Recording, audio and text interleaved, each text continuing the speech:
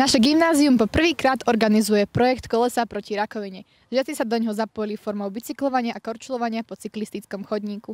Vzácnou návštevou nás postihla pani prezidentka nadácie výskumu rakoviny, pani Klobušická, a manažer nadácie výskumu rakoviny, pán Juraš. Ako funguje nadácia výskumu rakoviny a ako vznikla? Nadácia Výskum rakoviny vznikla ešte v roku 1993. Bolo to obdobie, keď vznikalo veľa nadácií a na Ústave experimentálnej onkológii sa vedeckí pracovníci tiež rozhodli, že založia nadáciu.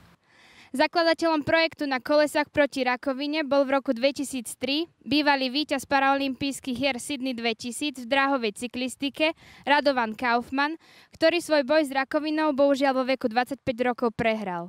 No tento projekt chápal ako dôležitý prostriedok osvety v prevencii a boji proti civilizačným chorobám a súčasne ideálnu príležitosť upriamiť pozornosť na športové aktivity, ktoré dopomáhajú zdravému životnému štýlu. Dúfame, že dnešný deň prežijeme v podobnom duchu a bez akejkoľvek újmy na zdraví. Ako ste sa dostali k spolupráci s nami? Nadácia Výskum rakoviny v spolupráci s Ústavom experimentálnej onkológie organizuje už 5 rokov vedecké dielne onkológie pre študentov gymnázií s tým cieľom jednak, aby sme robili osvetu a vzdelávanie o výskume rakoviny. A druhý taký cieľ je, aby sme nalákali študentov stredných škôl, väčšinou teda gymnázií, na štúdium medicíny alebo prírodných vied, s tým, že by sa potom z nich stali onkologickí doktorandi a raz možno držitelia Nobelovej ceny za vynález lieku proti rakovine.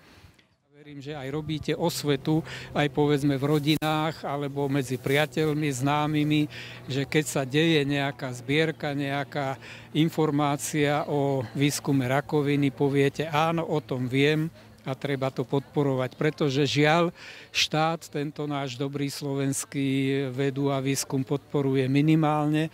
Sme na 3. mieste odzadu v štátoch Európskej únie v podpore výskumu všeobecne. Pre študentskú televíziu Radka Kačáková a Tomáš Šišmiš.